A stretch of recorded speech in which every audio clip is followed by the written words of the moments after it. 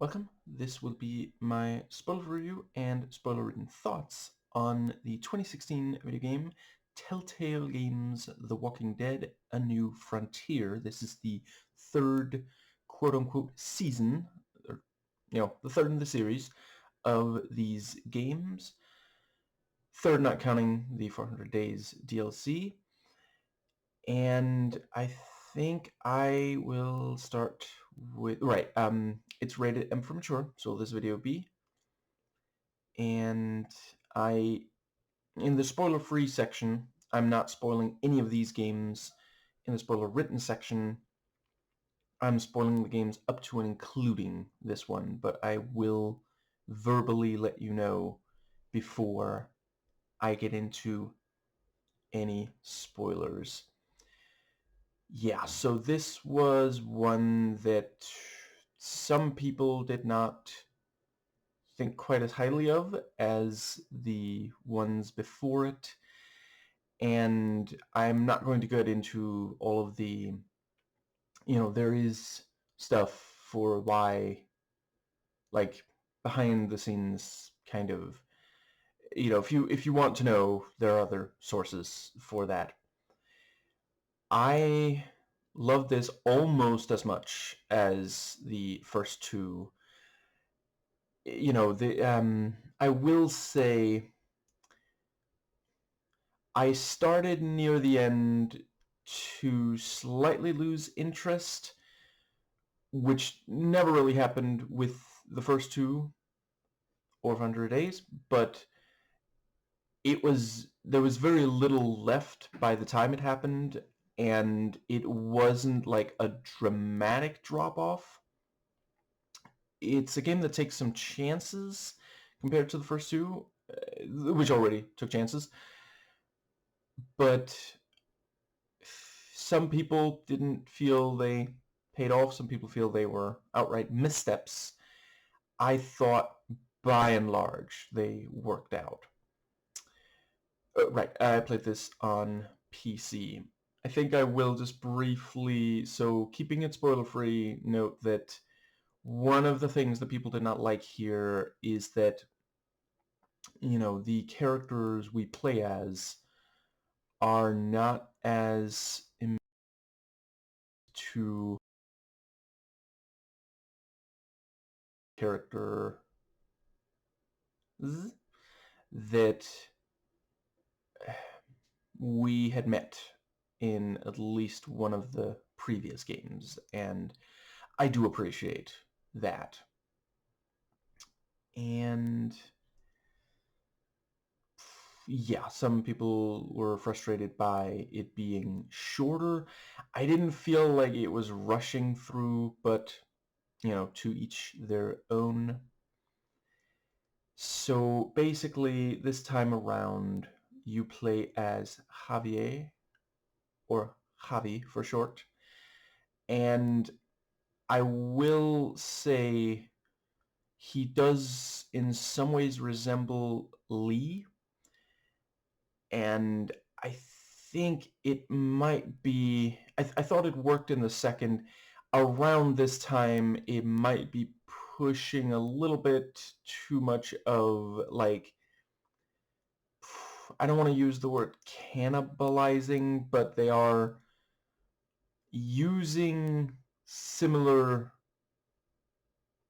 things to the first one in a way that in the second felt like a natural progression and evolution, and here does start to feel a tiny bit like they just don't want to tell stories that are that fundamentally different from what they told in the first one.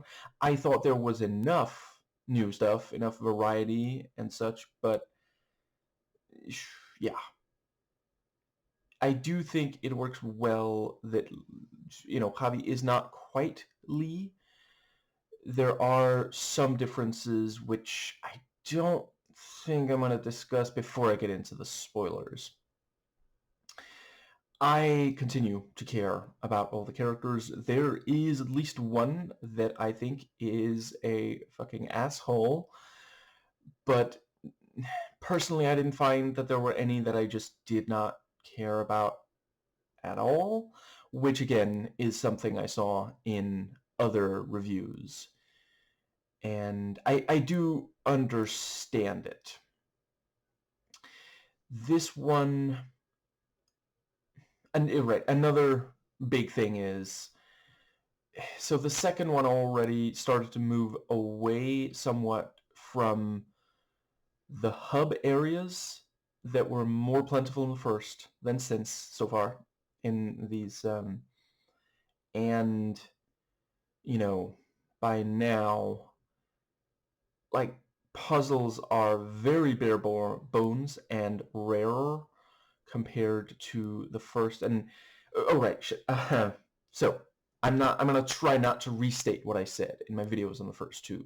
I'm trying to build on those, so some of what I say here might not make sense if you haven't watched those videos. But yeah, I continue to feel that, the puzzles were not really in the first game. I didn't think they were necessarily bad, but it did feel a little bit like it was taking me away from what I really wanted to do in the game. That why, I wanted the moral choices, and those are still around. And let's see. Yeah, some have noted by this point, and I don't know if this remains the case for the next ones. I haven't played any past this yet. This one, it is essentially at least closer to, compared to the first two, visual novel, interactive, movie kind of thing. And again, I didn't mind that. I didn't think that was, something that was a problem in the first two. It was more broken up by gameplay in those. But let's see. I thought that the QTEs are, gradually improving. There's, in the first one, it felt like they relied a little bit too much on the thing of, okay, tap Q until we say to press E once. In this one, sometimes you're asked to tap, sometimes it's Q, sometimes it's E, sometimes it's one of them multiple times in a row. And yes, sometimes, tap Q until you reach a certain level, and then sometimes it'll also have you press E. And right, the thing from the second one of, sometimes you're prompted to press one of the four, WASD, one of the four directions, and that still works really well. This time around, it is not, only ducking and weaving. It is sometimes, but other times it is for how you attack or just move. And yeah, I really feel like that's just getting better and better, that aspect.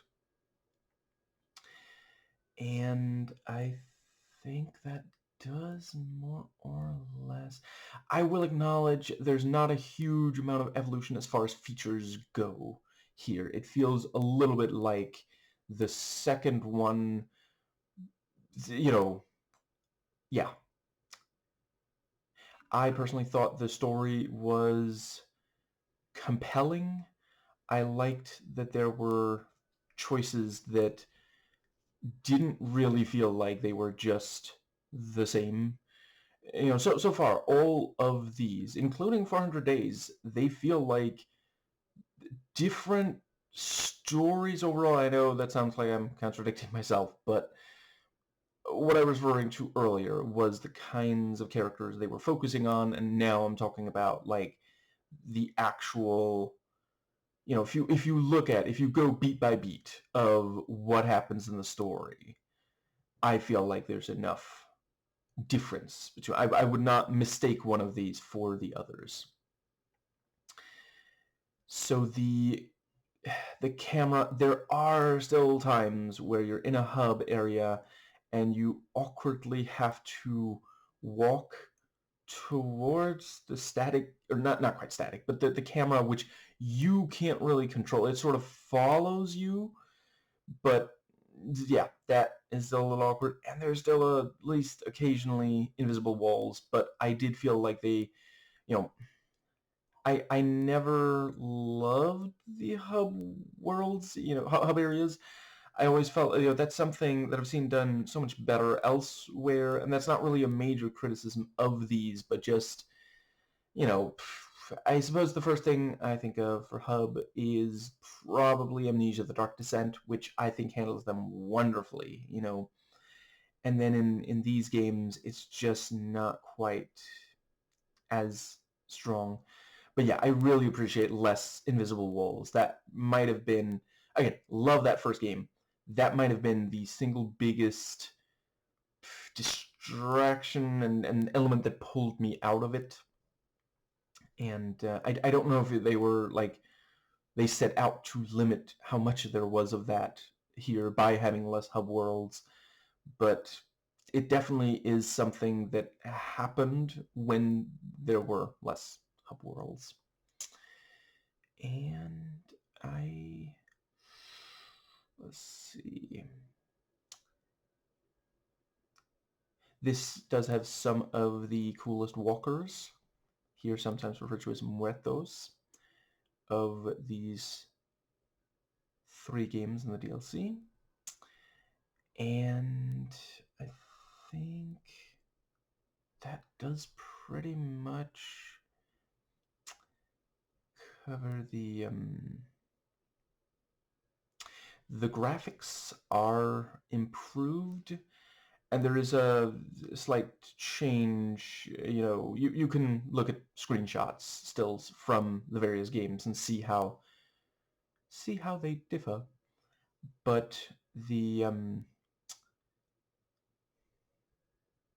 I think it's a little too early in the day for a fucking Disney reference. God damn it. I didn't get that much sleep last night. Anyway, I guess I should at least reference one of the better fucking ones. Anyway, yeah, yes. I thought it worked. The changes they made to the graphics here.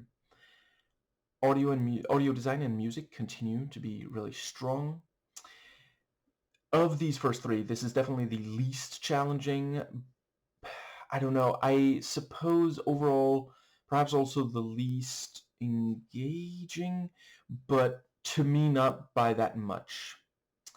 And again, the challenge was never the main thing I found appealing about these.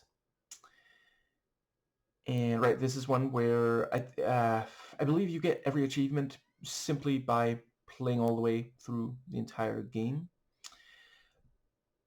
I am still not replaying these, so I can't really comment on replayability. I did note that some people were very frustrated by, they felt that they were having Javi say something, and then he would go and spoil it all by saying something that they weren't quite expecting from that. I admit that it is a bigger thing here than it in the first 2. But there were times in the first 2 where I was like, okay, those words must mean this. And then I click it, and then the player character says something that I really wasn't expecting them to. And yeah. I appreciate that it can feel like forced conflict. I thought that it was also necessary. That is one thing. I will admit, in retrospect, perhaps the first one was a tiny bit too easy on us, and I think if it was very early in the I'm not sure if it was the very first. My wrist is too fucking sore right now to check, but it was one of the first of Telltale games, and as such, they were still figuring out. And yeah, here I felt like, okay, I'm guiding the story, but there is still, I'm not 100% choosing who Javi is, which in a way it felt like for Lee, which also goes with that game's, you know, perhaps redemption arc. You know, it's in that game you kind of have to figure out if you're trying to be better than you were, and here, you know, you can try to be better than you were, but it's not going to let you forget what you were, which is also in part because you are around characters who knew you back then, which Lee, you know, he's meeting new people and deciding, you know, how to, yeah. So I thought that worked. I liked being forced to, I mean, if I didn't want to play as a character that I just did, like, I have been careful to make different choices in my life than Javi, but I mean, that's kind of, and I appreciate, for some people it's not, but for me, that is one of the things I look for in a video game. I don't really want to just play myself in a setting that I wouldn't experience in the real world. I want to play as someone different from me. And yeah, you know, obviously if that's not what you're looking for, and I appreciate that's definitely not what the, you know, in the first one, there was more freedom. I didn't run into any bugs, but there remain a few glitches, and I do think that is something that they, by this point, especially with it being shorter and in some ways simpler, it is a little bit, I think there were actually more glitches in this one than the first two, not quite combined, but either of them separately. They do remain, to be clear, it's still stuff like graphic, you know, there's at least one continuity gaffe where, you know, I say farewell to a character, and then like 30 seconds later, they appear in a cutscene, and then they disappear a few seconds later, and that did pull me out of it a tiny bit. Let's see. I think it might have only been one time that someone or part of someone turned invisible, which I think is the average for these so far.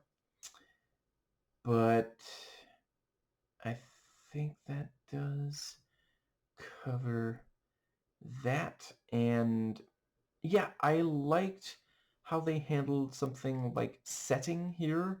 I don't think I want to really give it away, but yeah, that is something where that's a real strength of, you know, the three games up to and including this one and the DLC. And yeah, I really love the level design with its environmental storytelling. You know, you really, every area in these games so far feels lived in and undied in, and that is something that is difficult, but it's also, you kind of need for a video game to visually convey, like some games do try to just verbally explain everything. I mean, it's been a long time since I played a Zork game, but those, you know, the early ones were literal text adventures, so obviously, yeah. No, seriously though, they kind of have to convey, you know, what happened here. Why is this place either empty, the opposite of full, or teeming with people, or undead? You know, what about this makes it, yeah. And I think that does bring us to the, yeah, so the different things they have you do over the course of this one.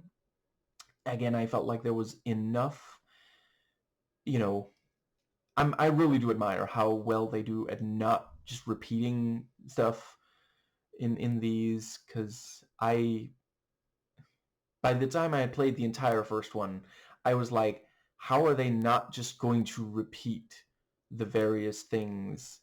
Because it felt like it touched, you know, pretty much every major, maybe literally every major, you know, thing that you could do in a video game with moral choices that's set in the zombie apocalypse, and somehow they keep coming up with new ones. And I will also acknowledge, and this was something, I forget, I might have even mentioned in my video on the second one, the perspective shift is not a game changer. Samurai has not been here the whole time, this time around, the way that it was for the second one. You know, the first one sets the baseline, and it was an interesting character. The second one, yeah, play as someone else, and what they do there is great. And then in this one, it feels a little bit like, you know, they're doing the first one with some changes, and that is a little unfortunate, but I also don't know. I mean, so let's see. After this one, there is still the final season, the fourth of these main ones, and then the spin-off Michonne. And I have an idea of who you play as for Michonne, and I think just the fact that that's such a beloved character, I don't think they necessarily need to do much. You know, that perspective shift was probably popular. I haven't read the reviews yet. Just, like, skimmed overall criticisms to find out if I wanted to play it, and I do. But I don't know exactly what they're going to do for the final season.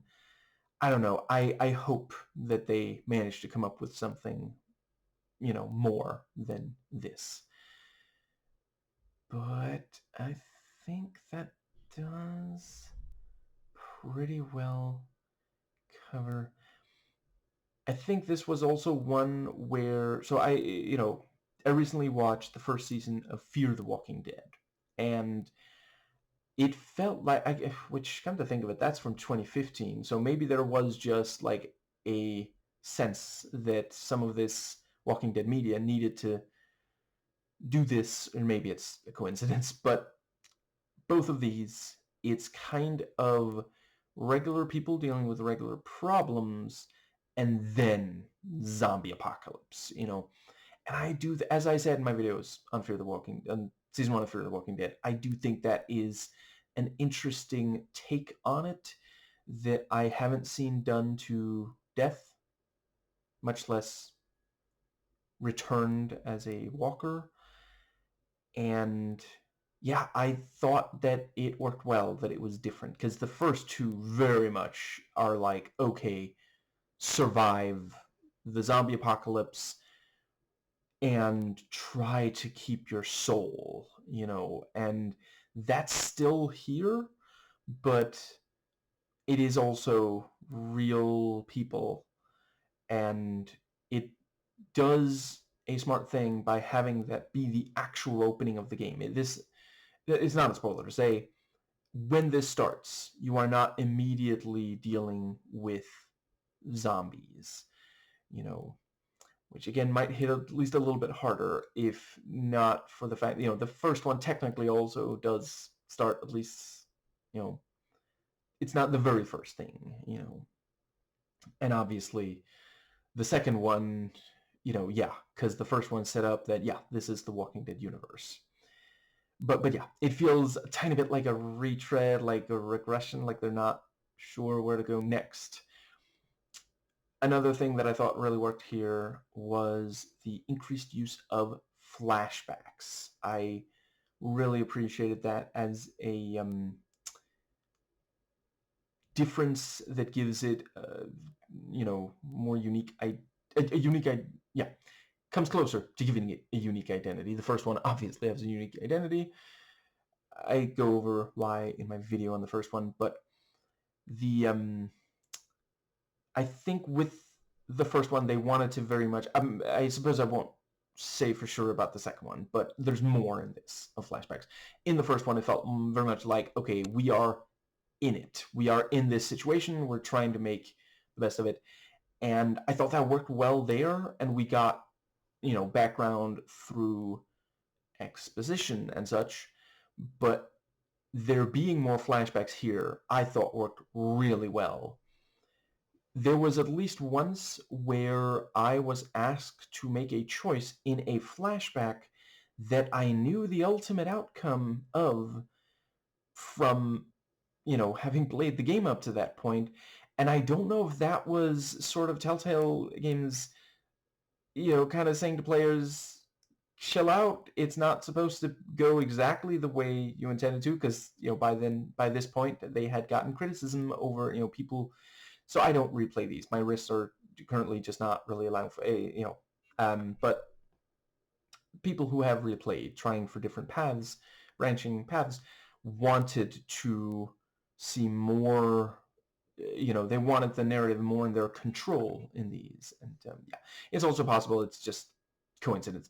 I thought it really worked because, to me, I love this kind of Greek tragedy thing where okay, this is not going to end well, but you're powerless to stop it. I think that is a strong way to tell stories. It doesn't work for all stories, but it works for zombie apocalypse stories. And yeah, I really appreciated that the flashbacks were as present as they were, as frequent as they were, and which I'm not giving away the exact frequency in the spoiler review, and also the way that you could make moral choices within them, which basically accomplishes that you help to define the relationship between the player, between Javi and some of the people in his life before all this. And yeah, these are in part about shaping the protagonist, and having this where it's also in the past, and it's still the you're shaping both the character and the relationship, but you're also, you're doing it in the past in a way that, and that's something, something I become acutely aware while playing these games of how choices made, when you interact with other people and such, that's obviously something, like, hopefully we already knew before we started playing this, but this makes you even more, and it's a way to, like, there's some catharsis in trying to, you can play this and make the wrong choice, and not ruin your own life, at least. But, the things we did and said in the past with people close to us can also have a significant impact on our lives and our relationships with them. And yeah, I rate this 8 slightly less, new grounds treading, but still really, really emotionally engaging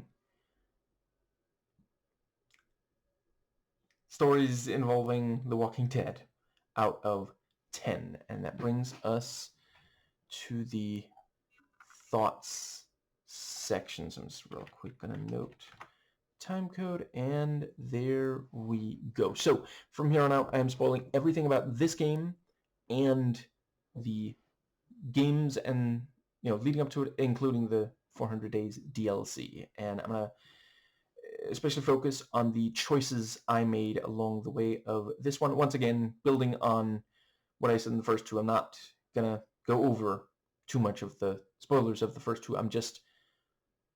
It is also a game where you can't really talk about it with spoilers without spoiling the first two anyway. So I will acknowledge that I already mentioned Javi is somewhat like Lee. You know what? I'll start with the positive of that. I thought it worked well so both of them have a chance of redemption. But Lee has a fresh start because no one that he encounters knows him. There's at least one who sees through him, but they didn't know. Okay. A couple of them know of what he did, but they didn't spend time with him. So they're basically trying to figure out who he is based on how you interact with them, and comparing and contrasting that with the one, as you go on, they remember that one thing you didn't do together, whatever. And also the thing Lee did was, one of the worst things that you could possibly do. He killed someone. And, I'm not gonna go over like, is it better or worse than this? I will just briefly note that, if someone kills one person, we all agree that was terrible, unless you're a bootlicker or a fascist, and then you try to smear the dead person and drag their family into an even worse situation than they're already in because of the killing. Anyway, it used to be the case. You know what? Maybe that's a stretch too. Hypothetically, if someone kills one person, the idea is we should agree that was terrible. That person should have to make up for it, and some would say that person should die. The killer, not the dead one. That would be redundant. But if you harm, even kill multiple people, if it makes you money or at least gets you closer to making money, that by what I would say is an entirely too large number of people, to a high percentage of the overall population, is deemed not only okay, which is already, I think, completely ridiculous, but somehow admirable. If you're rich, you can get away with actual murder. I recently did a video on the death of Stalin. Stalin famously, which is, by the way, fucking hilarious. If you haven't already watched it, if you are not put off by, I respect if you're put off by laughing at, Stalin. I make my case for it in the spoiler-free review of that video. But he apparently said, one death is a tragedy, a million is a statistic. And yeah, if you're a rich enough capitalist, they're just a stepping stone. But that also meant that Lee really had to, they made you play as, if you wanted to play all the way through that game, you had to play as someone who killed someone, who feels bad about it, but that's what he did. He can never take that back. And he never gets to reconnect with his family, who, they have not been in touch since. Javi gambled and then was not there for his family. His father died without getting to say goodbye, and he kept asking for Javi. That is bad, but significantly less bad. And that felt like so there's still some soap opera stuff going on here. And I'm here for the soap opera. I wouldn't be engaging with this much. I've watched 5 seasons of the main live-action Walking Dead. I've watched 1 season of Fear the Walking Dead. I've played 3 and 1 DLC of the games. I'm here for the soap opera. You're not going to hear me say that the soap opera is a bad, that is like, it works well with, zombie media, and, these did originate as a series of comic books. There's a lot of soap opera in comic books. That's one of the reasons I love it. I read comics for like 8 years straight, and essentially only stopped for economic reasons. It was getting a little bit too expensive to keep buying new ones. I did reread some of the old ones, And like the last time I read an actual comic book, I don't know, maybe a year ago or something. I don't do it as much anymore, in part because of physical pain, but still love the medium. But it is less soap opera-y, if not entirely not, with Javi's story compared to Lee's. And then the fact, and it is also necessary in order for, like, if we played through the entire game and Javi fucking killed someone, like, and I do, again, want to make the distinction, Lee didn't kill someone in cold blood. It was technically hot-blooded. I dislike when people say, oh, this is cold-blooded murder. No, you just heard someone say that at a time where it was bad, and you think it means this was a, it was terrible that they, it can be terrible without it being cold-blooded. I think it is very important to distinguish between someone who doesn't feel anything and kills just because they want to, and someone who is in an intense situation that culminates in them killing someone, because those are two distinct problems that we solve in very different ways. And, right. Maybe I say it too much, but I'm not, I'm not expecting anyone to watch like every fucking video I make. I make one a day, sometimes more than one a day. In real life, in my opinion, violence should always be the last resort. I'm not saying it's never necessary. It was necessary to use violence to stop the Nazis in World War II. It was necessary for Stonewall to happen. Shouldn't have, but it was, for, LGBTQ plus rights. And yeah, right. I mean, but in most cases, you're just kicking the can down the road. Violence begets violence. I appreciate cathartic violence in fiction media. Wow, I need to get better at getting sleep. My physical pain needs to chill the fuck out so I can get more sleep. Yes, I think that brings us to the, this game, it would have been ridiculous for you to try to be like a good father figure to these two teenagers if they know you fucking killed someone. That's just not, that wouldn't work.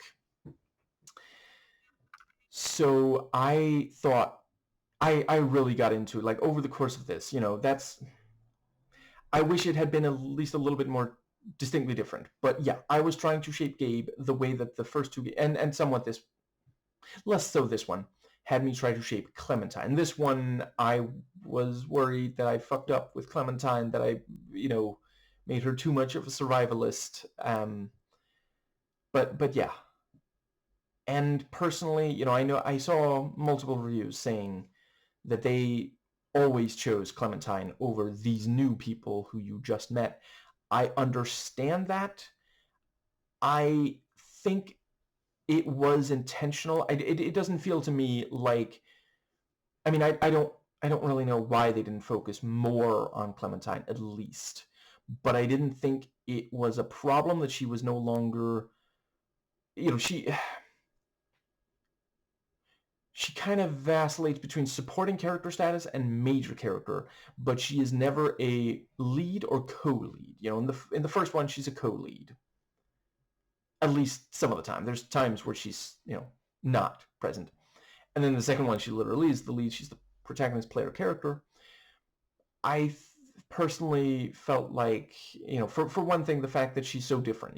It starts with her aiming a gun at someone she doesn't know, which does not feel like, I mean, the end of the first one, she sees two silhouettes and she gasps, and then it cuts to end credits. Or wait, was that after the end credits? Then it cuts, and that's the very ending. And the start of the second one confirms she didn't shoot them, because that was, I miss them. I guess it's not impossible. I mean, he's dead, but I guess maybe she survived the entirety of the second one and we reunite in the fourth one. But the, yeah, by now, yeah, she just draws a gun on, and that was also something, in the second one, you could sometimes draw a gun, or at least a weapon, on, others. And, but yeah, that's the thing, like, I'm not like saying they failed the test or something, but the other players at least did not bring up in their reviews that, like, yeah, it is apparently, as far as I can tell, purposeful. Like, you are meant to think, because like there were times where I was like, shit, did I just fuck up in the other games? Did I, maybe Clementine is now beyond saving, and I kept holding on, and I felt, let's say, I think he called her a renewed soul. Your Clementine was a renewed soul, something along those lines, so, but yeah, there were times where I was like, I don't know if I can, I don't want to see her go, but I don't know if this is, going to work. And I was thinking very much, I am Javi, I have to protect the rest of my family, and I thought that really worked. I loved the subversion of having Clementine at times an antagonist. Like, I already said that. How she's introduced, and the way that you have to try to talk her down. You have to convince her to trust you. The way that in the first game you were trying to convince her some people you should trust, some you shouldn't. And in the second one, you were choosing who she trusted.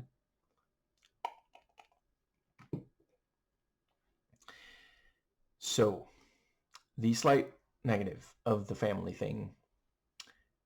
David is at times a little too similar to Kenny, and it's essentially we're seeing, what if you were related to Kenny and there was slightly more family and the violence came out sooner. Like Kenny, when we first meet him, verbally he can be aggressive, but he does not get super violent against survivors, people who are not walkers, right away. I think when he found out about Ben was the first time that he did, and he ultimately tried to save. I guess he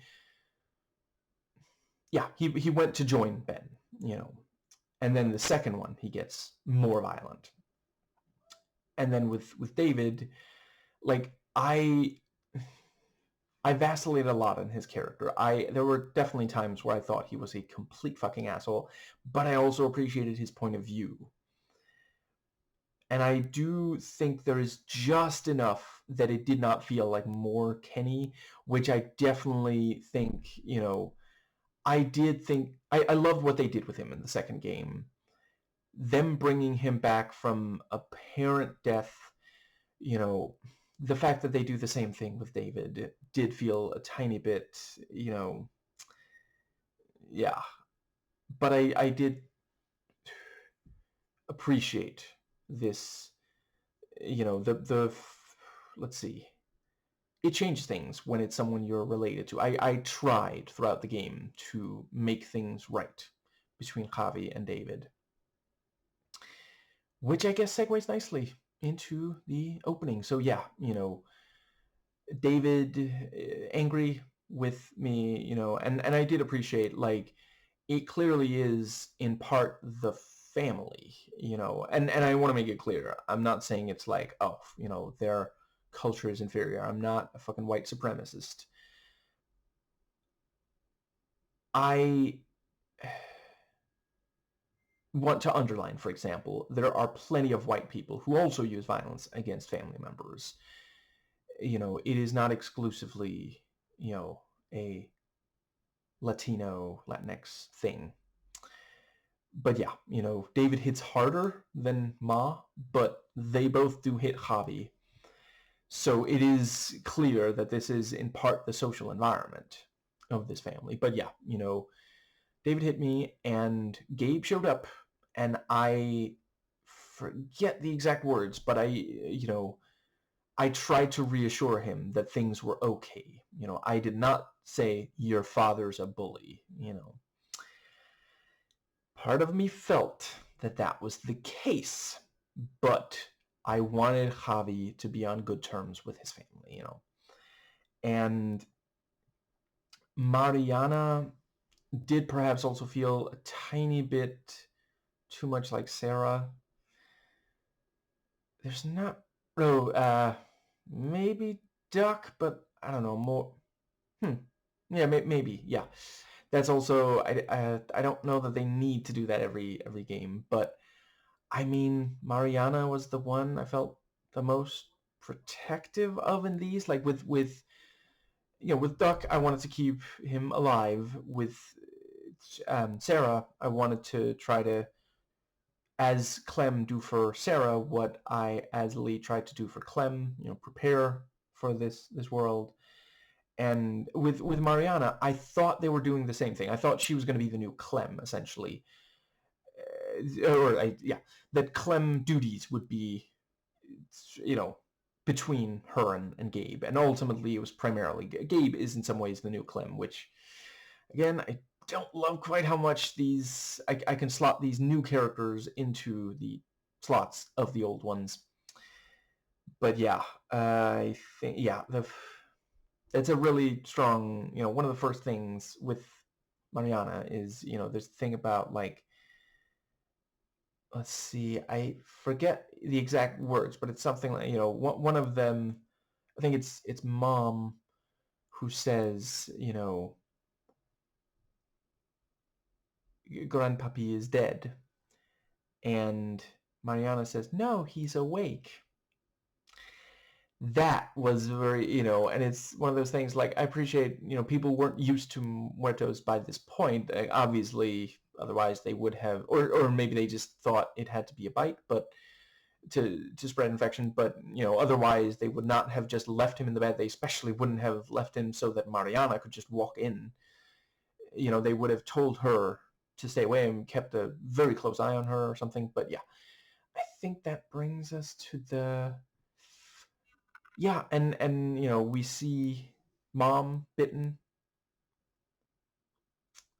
and then David, drives off, and, for a while, they don't see him again. And yeah, I did assume he was dead, and, I do think the game did a good job of me. Like, at the end of the day, yeah, especially once he explains, I tried, but, he explains well why he couldn't, meet back up with the rest of the family. And the,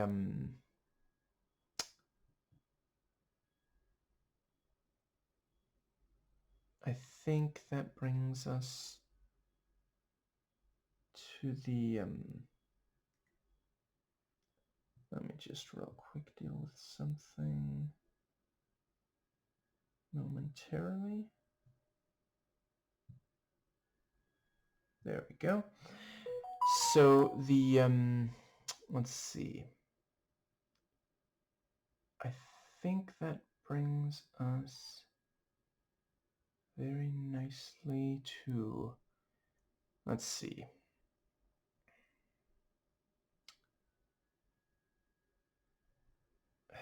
What's the next thing? I guess we have the, let's see. Yeah, I really loved that, as soon as we're, we do the time skip, we do the time warp again, and then I acknowledge that movie is problematic. Then we have the, there's the thing about looking and seeing, and there's a massive herd of walkers. And I will say, at first I thought those were the new frontier, that the frontier was moving closer, but I really felt like, I gotta say, that lit a fire in my ass. I was not not in. Yeah, that worked really well. The first one, we're focusing on Clem and just, survival for the group. In the second one, it's, I suppose, similar. But the, one of the things is that with Clem, I think I went over my in the thoughts section of my video on the second one. Anyway, in this one, this idea that there is this huge herd that we have to, stay ahead of, and the, what's the word? Let's see. We have to stay ahead of, and yeah, starting the game in a car with multiple other people, yeah, very different from the first two. The second one very much about how like everything is potentially dangerous, even at first the group, and let's see, I think, yeah, there were parts of the first one where we were in a car, but it wasn't immediately. And I think that does, yeah, so with Kate, I definitely, from right away, I felt like, okay, this is a more organic romance than the one between Carly, the reporter, and Lee. And I really appreciated the fact that, yeah, you do get to choose. Ultimately, like, I kind of flirted with her very early on, but once David re-entered, I gotta say, I did try to shut it down. And, like, I took her side in some of the conflicts, but I no longer, like, I would still make corny jokes to make her chuckle. The helicopter, oh, went according to plan. But, as soon as she asked, I told her, I'm sorry, I just don't feel that way. I think that might bring us to... Yeah, I thought it worked well, this sort of unorthodox family, uncle and stepmom. Yeah. And yeah, the teenagers already might struggle to listen to their parents. It's very common, but to these two who are not even, like, she's not even related by blood. She's part of the family because of marriage, but she has also known, I suppose technically both of them have known the kids for years, but Javi disappeared for a chunk of time. And I think that does bring... Right, and I do also think it works that he was a gambler. And over the course of this, like, yeah, when I weighed the decisions, I was trying to think, I don't want to be the gambler again. I don't want to be... I want Javi to be better. His family need him to be better. And yeah, it's just a nicely different dynamic from Lee, who to most of the other survivors was just a complete stranger, and to a few of them was a convicted killer. I think that brings us to... Yeah, and the car, it's also set up very nicely, how the relationship is between the different family members. Right, I did not take a puff. And let's see, I tried to gently tell Kate, maybe not, this is not the best time. And that also felt like, yeah, she needs to get out of the situation she was in. And maybe she's going a little bit too far right now. So that's also something I want, I don't want to be an asshole to her, but I also don't want to be an enabler, yeah, I think... Yes, and so they, we stop, and it does not take long before we run afoul of New Frontiersmen. But yeah, let's see. Yeah, as soon as we found that, the one with a bunch of fuel, I don't know, I have to admit, it didn't even occur to me. I thought it was just abandoned, but no, it was stashed. It was there for New Frontier. And yeah, I tried to de-escalate. I said, we don't need that much. And then they were like, there's more of you. Shit. And let's see. Yeah, I love the part where we see, they managed to hide just in time. And let's see. I think the next choice was the let's see. Yeah, ultimately Oh, wait, right. There was a little while. Yeah, they take me as a hostage because they can't find the rest of the family and, the strip. And I chose to spare the guy's life. And, yeah. Then, Clem showed up. And I think I may have said in my video on the second one, but this actress really does a great job of gradually aging up the voice. Because, this is still the same actress. And, I appreciate, okay, so several years had passed here. Well, the second one came out like a year. I don't know if it was a full year, but, the first two were 2012 and 2013.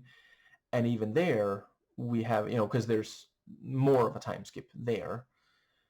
The, let's, or whatever. Let's go with, but the, yeah, and she also sounds more hardened.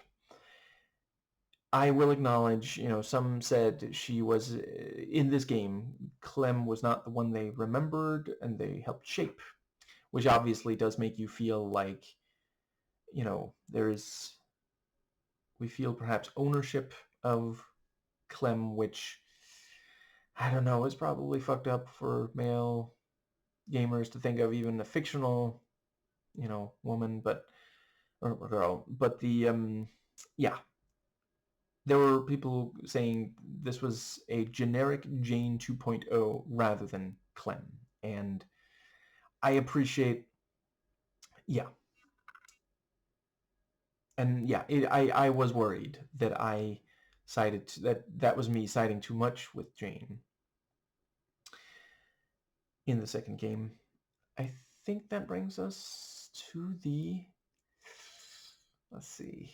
But yes, let's see.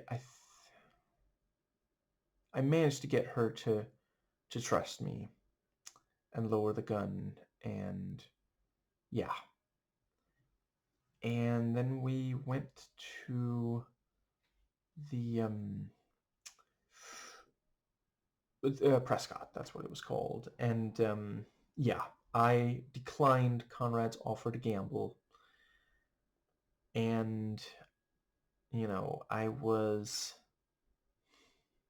yeah, when Clem, there was the argument, and then I go in and I try to talk it down, and I sided with her. I told the guy, hey, you fucked up.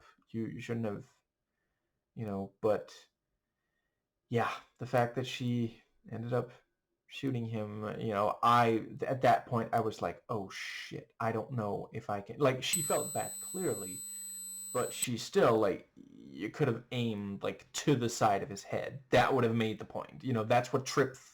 Well, I don't know if Tripp thought that it was intentional or shit. I don't know exactly what Tripp thought, but the way he was talking when he first walks in, he clearly didn't think someone just fucking died. But yeah, I forget the exact words, but I tried to cover for Clem. I think I maybe said it was an accident or something. And yeah, Clem and I ending up, in this cell that did remind me a little bit of the second one, where in that one it was fresh because it didn't really happen in the first one for the protagonist specifically. Like, there was the point where we were locked up at the dairy, but that was not, potential. Let's see. That was not just the protagonist. I think the and Clem. I think, yeah. I with Eleanor. I think I flirted a tiny bit. I did decide to wait for Tripp rather than try to escape with Eleanor. I did want a positive relationship with Eleanor, but let's see, I think it might have been Clem who said, either before or after, can we be sure that we'll be safe? I didn't think she was trying to, like, trick me, that it was like entrapment or something, but I did worry a tiny bit. But yeah, obviously it did affect my relationship with Gabe that it was so many hours. And I think that brings us to, yeah, so we go back and, I find the headphones, and, I'm worried about Mariana, and then turns out they were hiding. We reunite, I give her back her headphones, and then she's fucking shot. And yeah, that really made me hate. It took a little while before I warmed up to New Frontier. The fact that Clem used to be one helped a lot. But when I heard that, I was also thinking, oh shit, she's with them. But yeah, I think, and with David, it was also like, is this him having gone even more violent than he was with Javi in the flashback, or maybe there is more to New Frontier than I heard so far? Yeah, I think, and with the perception of New Frontier, it did feel like this sort of, one man's terrorist is another man's freedom fighter. It's perspective. Yeah, I think that does bring us to, let's see, what was the thing? I think chose to stay with Mariana's, yeah, which I guess there was that one, IDF who said, I don't understand why that corpse meant so much to them. Talk about dehumanization. To be clear, I am anti-Zionist. I'm not anti-Semitic. It is Zionist propaganda to conflate the two. I'm not saying that no anti-Semites are anti-Zionist. I gotta be careful with how many negatives. But some Zionists are anti-Semitic. They think that Jerusalem has to be under control of Jewish people for, Armageddon to happen. They're looking forward to dead Jewish people. Now, I think but yeah, I definitely did feel like we have to, yeah, and the burial was also, yeah. I think that brings us to, I guess I will say I do really appreciate there were a bunch of characters in the first and second that I didn't feel like they just did again here. Trip didn't just feel like another Larry, for example, even though there is some overlap. And I think the next thing, yeah, so I did slightly regret it because I think I pushed a little bit too hard, but I told my family, Clem is a friend, I maybe should have said she saved my life because I appreciate, she wasn't quite ready for, I just wanted the old Clem back. I wanted her to be open to new people again. And yeah, but yeah, that look was burned into my retina that she gave me after I said that. It was kind of cute that Gabe had a crush on Clem, and then there at the end, she's like, he's a real dork, but I'll miss him. And yeah, at least by the end of this, it's my branch. It's possible that there's others that change that, but he is not as ready for primetime, ready for survival on his own as Clem was by the end of the second one. Which, fair enough. I think, one game versus two games to go through development. Let's see. I think I also really appreciated the. Wait, was okay. I'm trying to be careful not to jump around too much. I'll go into it when I get to it chronologically. But yeah. So yeah, we go back to Prescott and talk to them, and oh wait, am I remembering that right? No, yeah, don't we? Because certainly we end up going with Trip and Conrad. Yeah. I think, yeah, and so we're headed to Richmond, and there's let me think. We have the part where let's see. Um, yeah, we encounter, you know, the the guy, and I will say, unlike in real life, in this game, I put my faith in Jesus, and I was very happy to. I it stinged when he said, that yeah, when he judged me, but it was fair. I can't deny it was fair.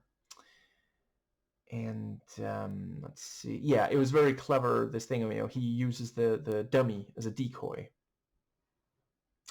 He asked for a dummy, and he got one. But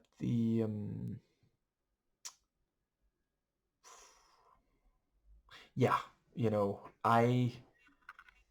I mean, the fact that when I meet him, he's pointing a gun at me. I was thinking like, well, I mean, he doesn't know me, and I felt like he could definitely have. I trusted him based on the way he was talking once he was surrounded, and I think, yeah, that brings us to the yeah.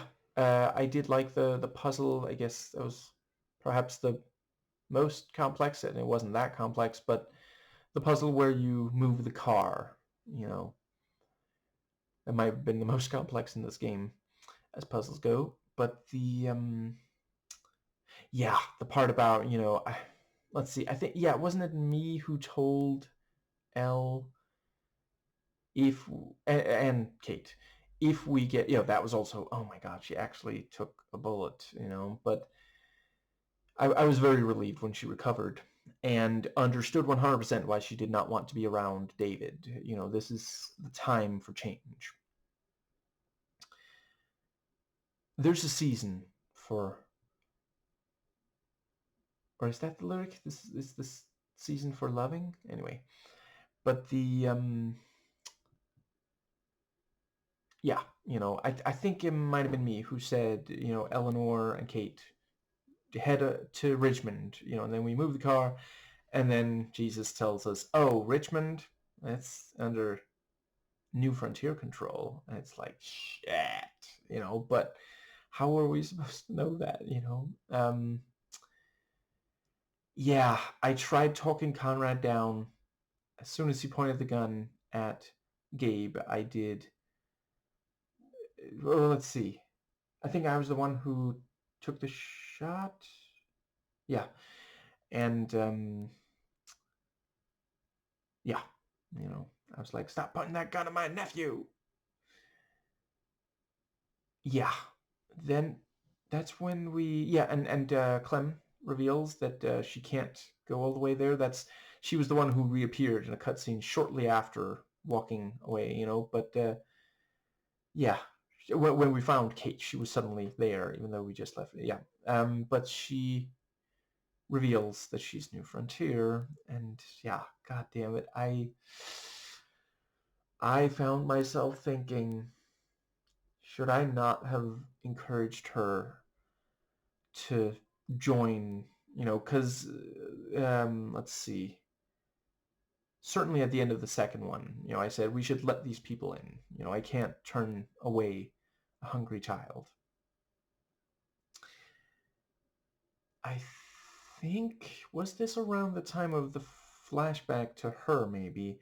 So yeah, that was also, as soon as I saw her and she had a gun instead of AJ on her arm, I was thinking, oh no. And I will say, it felt a tiny bit manipulative that by the end of this one. We don't know if he's alive or if he's dead, and that, I'm sorry, was one of the major things that I really wanted more. You know, I wanted to protect AJ, while playing the second one, and this did feel a tiny bit like, yeah. I think that brings us. Let's see. Throat's dry. I think the yeah. Yes. So I was trying to. I think the first of the flashbacks is hiding from the walkers in that little I forget what those vehicles are called, but yeah, in that. And someone comes to the door, and yeah, Ava. I thought they did a really good job with her. At first I didn't trust her, so I told her as much, and she said I'll stay right here. And actually, maybe I asked her to stay put or something, but she did come a little closer, and then she backed off again. So there's that thing of like, yeah, a little pushy, but it is also, she seems to want to do well. I felt bad that I couldn't save her by the end. I think that is when the let's see. Mm.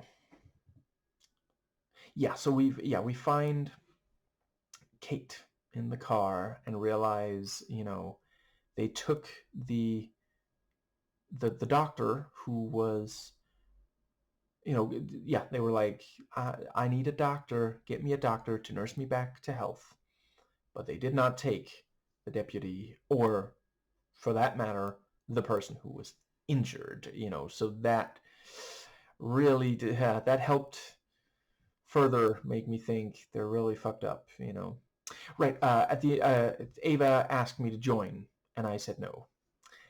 And that was the choice that I referred to in the spoiler-free review. I was thinking like, I mean, I know she ends up leaving them, so it was very interesting because I knew that at some point she was going to end up joining, but I didn't want, yeah, like, yeah, I think I've made my point. Yeah, so we get closer, and yeah, when we get, I think is it when we get to the gates of Richmond, the guy, Badger maybe, aims the gun and demands, kneel.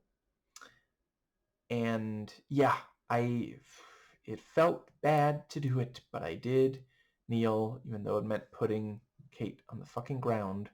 And then David showed up, and yeah, that was a really, really great. Honestly, I think I felt about as strongly, which was a lot, about that as when Kenny returned in the second one. Because like that really changes. It's a bigger change for here. In the second game, it meant I had to choose between Kenny and the new people, and then are they the new people? And then with this, it's like, well, shit. Should Gabe and Kate be with David? Am I the right person for them to be, so that's yeah, and I was genuinely worried about how Gabe would turn out, especially as David. At first I wasn't sure if he was just a very different person, possibly, but yeah. So yeah, the gates open and David walks out, and I explained to him, I told him the truth of why Kate was on the ground, and he was appropriately mad at Badger. And yeah, we get some information about Richmond, and we're told, you might be able to stay, but we have to vet first. I think it was around here that there was a flashback to Javi and Kate. And yeah, I mean, this thing of, yeah, I was trying to not like lead her on, but also cheer her up because she was basically trapped. She didn't really want to be with David. At least she was frustrated by and yeah. Let's see. There's the thing about, she accidentally drops the thing, and yeah, there's the thing about, I offered to help with the dishes, and she says he gets angry if they're not done exactly right. And I tried to be supportive towards her without like saying that, I think I had the option to call David a big baby, which like that felt a little, I didn't want to, but yeah, so I didn't say that. And yeah, she accidentally drops the cup, and he's angry with her instead of being like, "Are you okay?" Like, I'm sorry, I've known people who, are very careful. If they drop something and it breaks, even if it's something I care about, my first thought is not, "What the fuck is wrong with you?" It's, "Are you okay? Like, are you stressed? Is there anything?"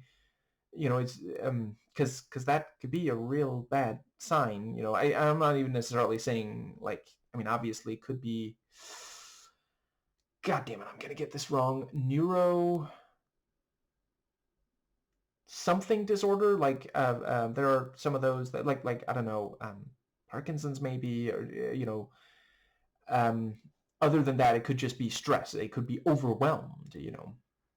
But yeah, and I do, at the same time, I understand. He's like, my CO gave me that. And shit, didn't he also say, and then he, before he died, so there's no way to get, I don't know, maybe I'm thinking of a different piece of media, but it's, it's obviously, it's a big deal for him. I think that is, let's see, yeah, I tried to not be too hard on either and be understanding, but I think I did stand up for Kate and tell him he's, blowing it out of proportion. Yeah, I really should have seen it coming, but I didn't realize that they were listening in when we were talking. So I told them, play along for now. And then, David, let me out and told me, we heard what you said down there. And I think, yeah, and I also love this thing of, so David, it's made clear very early on, he used to be in the military. It was his favorite place to be. Now that he's in Richmond, it's like, okay, so is this good for him or bad for him? Because some people are much better off when they leave the military, and some people can't let it go. So that was also something that I did not feel was a retread. I can't really think of another character in these first 3 games or the DLC that was exactly that, so that, yeah, made my point. Moving on. Yeah, we have the thing about, so they managed to help Kate, and I think that brings us to the, let's see. I guess while I'm trying to recall, I will briefly recommend, Jesse Gender did an excellent video. Risk the true source, look it up right now, but I believe it's called Nazis Have Terrible Opinions on Star Trek. Yeah, so the, let's see. Yeah, and seeing Gabe back with his dad was also, I wanted to appreciate how heartwarming it at least hypothetically is, but I was really worried he was going to be led astray. And I thought they handled it well, that he does, like, at first at least, he is very much on board with, he wants his dad back. He was much more distant with, stepmom and uncle.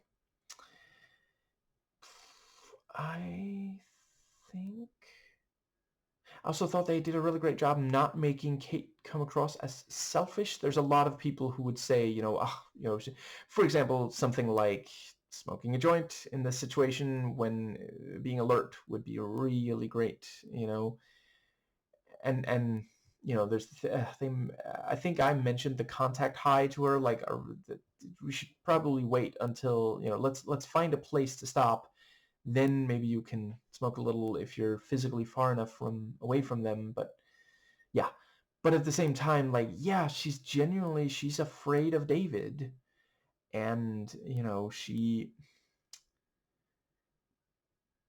she's trying to be a good mom to these two teenagers, and she's worried about how it's going with Gabe.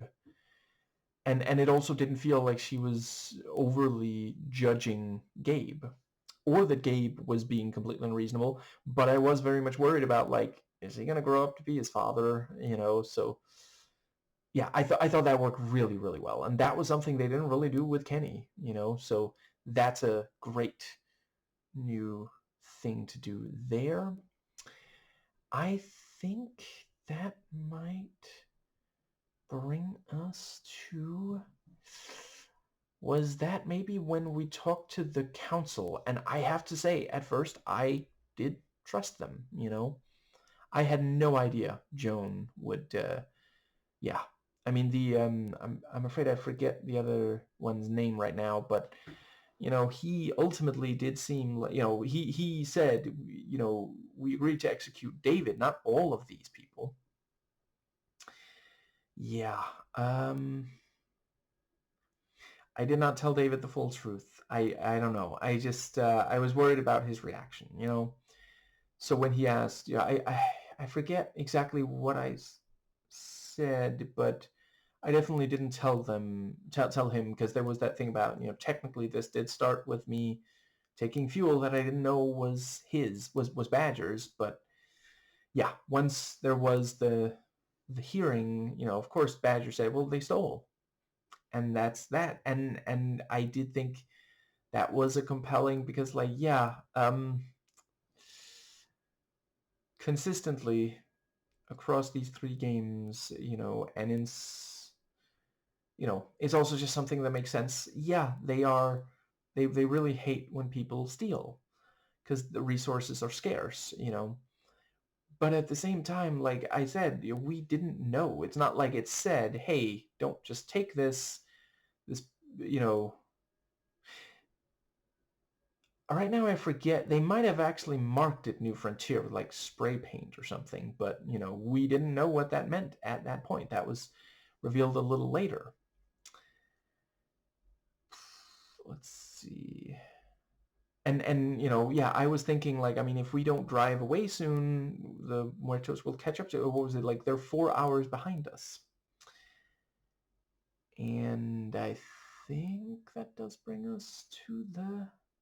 So yeah, we are exiled, and David did get us a little bit, but not much, and Ava drops it off. Right. I told the others, I'll put in a good word for you, and I think it was Tripp was not happy that was not enough for us to get to stay in Richmond. And let's see. So we go to that other place nearby, and let's see. I think, yeah, what was the next thing? I guess, was this around the time of maybe so there's the flashback where, AJ is sick, and I, as Clem, sneak in, take the medicine. I have to admit, I ignored what Lingard said. I thought there has to be some... I was not prepared to lose AJ. I'm worried. It's the next one I'm playing, but I'm worried that AJ might not survive the final season. I really hope I'm able to keep him alive, but I mean, I wouldn't put it past these games to kill even someone that little. Yeah, I think that does bring us... Let's see. What was the other thing? But yeah, so I give it to, inject AJ. I'm caught, and they berate me for, using this very limited, and They say AJ has to stay. And Clem, AJ, stay. You, go. And I said goodbye to AJ. I did not spit in David's face. I was tempted to. But given that those were the two options, I could not leave AJ without saying goodbye. And he immediately starts crying. And I'm like, no. I'm not even a parent in real life, but that, oh my God. That brings us to the, so yeah, we reach the place, and am I remembering it right? Is that where David returns and talks to us? And let's see. Yeah, I tried, but there was a little bit of conflict there. I couldn't completely avoid. Yeah, I tried to acknowledge both points of view. Obviously Tripp was angry that we were exiled, and David was insisting that he did all he could, and yeah. Let's see. I think that brings us to the right, and also the fact that they didn't let Eleanor go. She was not exiled because she is useful.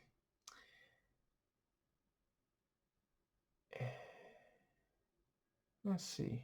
What's the other?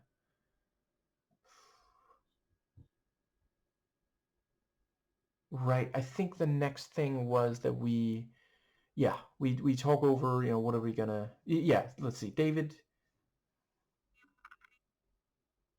No, David wasn't present for that, was he? Right now, I genuinely can't quite remember. But I talked to the other survivors, and we agreed to sneak into Richmond. I forget if that was my idea or if it was someone else's, and I just said that's a good idea. Maybe it was Javi's idea, and I chose it, and Clem said that could work. And that, that kind of delivered what I thought we were going to get in the first game when we snuck into that, the safe haven that exiles the weak, So yeah, really appreciate that, and yeah, I told Gabe, remember, not everyone is our enemy, and I was relieved to yeah. Ultimately, he did not kill anyone that it wasn't strictly necessary to kill. I think that does bring us to. Let's see. So I ended up captured and put in the. Or wait, was that right? Right. Yeah. Let's see.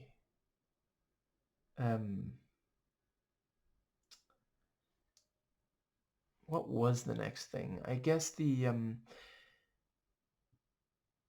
I think, is that maybe when we got the guns? And yeah, Gabe said, he knows where we can get some, and he distracted, and I yeah, I told him that's a good idea, Gabe, good thinking. But then, not long after, he's not quite careful enough, and I had to tell him, you really have to be more careful, and then he was angry. So yeah, I was very worried about how he was, you know, but I did really appreciate, yeah, he is smart. It's just he also has his father's temper and sometimes impatience. And but yeah, the part I like the part where David acknowledged, you are really smart. You're smarter than I remembered you being, something like that. Which is also a backhanded compliment. So yeah, I think I told David you should have paid more attention. I think, yeah, so we end up getting the guns and meeting Ava, who wants to help us. And I think that brings us to the, let's see. Yeah, so yeah, we go back to, yeah, Tripp and Elle. And yeah, Elle turns down Tripp. And I tell him, you have to give her space. And Right. I also like the part about how Gabe is like, come on, Javi, we have to go for the guns, you know. And yeah, I think I told him, you know, just give me a tiny bit of time, you know. And yeah, you know, I ended up getting stabbed, and Clementine helps sew, and you know, that is another reminder, along with, which I really appreciate, we can still see the scar on her arm from when the second game had us perform, you know, yeah, just clean the wound and sew up ourselves. And I will say, I did not feel like I don't know, I guess it could have felt like a retread if they had, but there wasn't anything in this game that had that same kind of, you know, where I felt like, oh my God, I can't believe the game's having me do this to myself, you know, but yeah. Right, I meant to say in the review, I really appreciated that they dropped those that I mentioned in that I never understood in the second game, the new mechanic where you have to, game mechanic, not car mechanic, where there's the square being formed and you have to press and then move the mouse in a certain direction. I'm sorry, I did not miss that in the slightest. I'm really glad it's gone. Let's see. Like one of, I forget which, but one of the fake members of Bart Simpson's family in that one episode. The, let's see. I I think the next thing. Right, and yeah, so we split up, and some of them ended up captured, you know.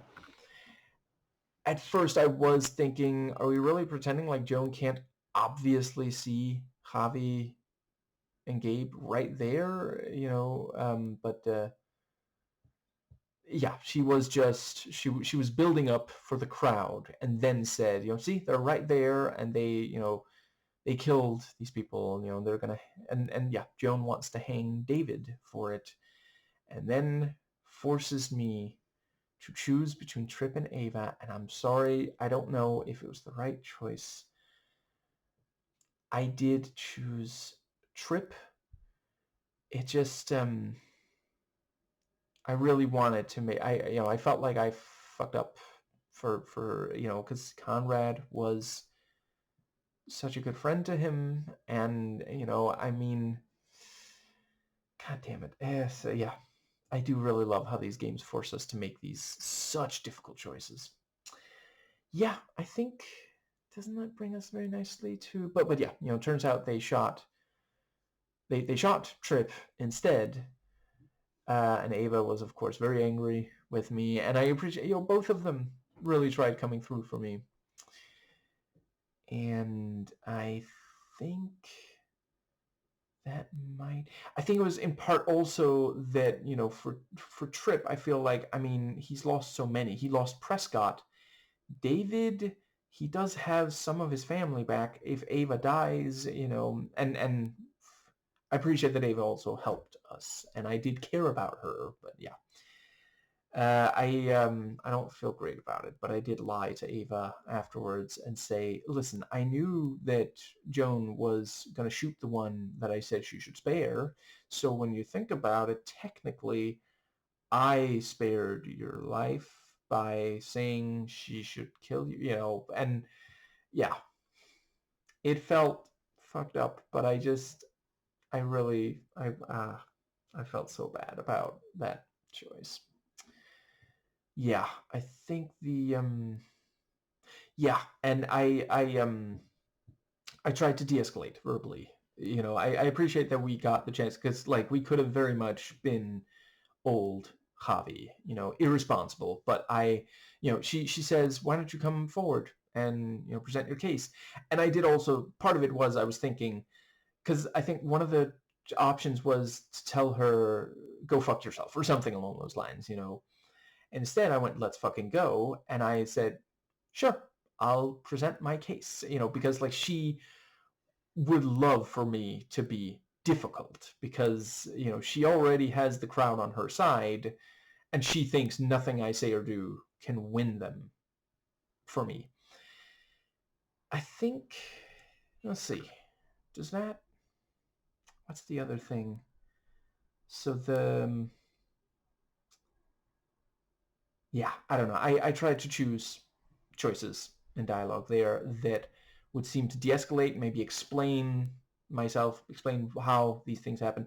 Yeah, with why did you kill Lingard? And I told her, he was an addict, and he asked me to, because I completely forgot to say, yeah, I did make that choice. I'm not sure I'm currently great at defining where the line goes because obviously, okay, I gotta finish my fucking sentence. I do believe in euthanasia, at least under certain conditions. And to me, Lingard met those. I am not currently sure exactly where the line goes between euthanasia and actual eugenics, which I am very much against. I don't think there's any ethical case to be made for eugenics. I think it is always fundamentally wrong. And if you are currently in favor of it, please examine the arguments against it. They are legion. I think but yeah, so I came clean on that. And yeah, it wasn't the most popular. Right. I also, yeah, with Elle, I will admit I did feel some sense of betrayal, but I also understood because, like, yeah, she's been treated well by them. They, yeah, and she really did think that this is how to resolve this in a peaceful manner. And right, I really appreciated the way that, yeah, I mean, it is. I don't know if it's like a mock trial, but it's obviously a very emotionally charged one, the way Joan lays out her case and such. And yeah, she brought back public execution, and it is very clear, as in real life, it is in part it's for the crowd's benefit. That is one of the major, and you don't have to take my word for it, you can read, people have, written about public executions, and one of the things was because it accomplishes multiple things, and I'm against it in all cases, to be clear, but the logic behind it is that it scares people, it scares them straight. That's the twisted logic. I'm a big proponent of empathizing with people. That's how we, even if even if empathy does not come naturally to you, it does to me. I don't really know how to turn it off. But and that's not like a humble brag. That's just who I am. But I'm not saying you're necessarily worse for it not coming naturally to you. I would just request that you try to work on it. We all have things that we're not, the best at. Nobody's perfect. We're all a work in progress. We spend our lives trying to better ourselves, ideally, But even if empathy does not come naturally to you, I would implore you to think about like how, the cynical case for it is, well, it does technically have a better track record. If you empathize with someone, if you solve their problems, you are more likely to keep them from doing the wrong thing.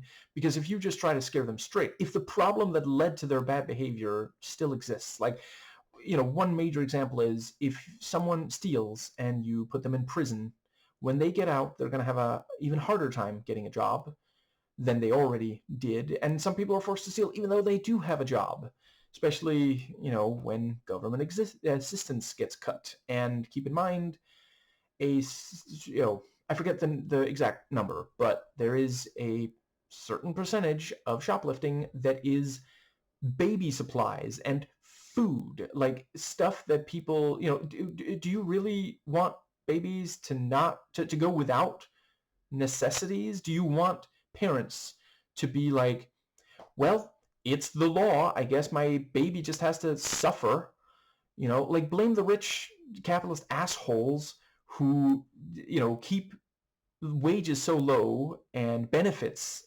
nearly non-existent in a lot of places, actual non-existent in a lot of jobs.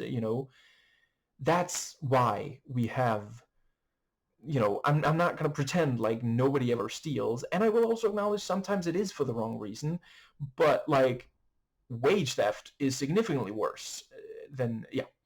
Moving on, and let's see. There's a specific term for it. Let's see if I can remember. Global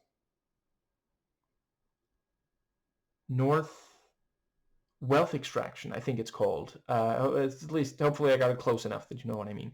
That's really fucked up. That ruins so many lives, generations of lives, significantly worse than fucking stealing a little bit of food from someone who makes so much money that they're throwing away food.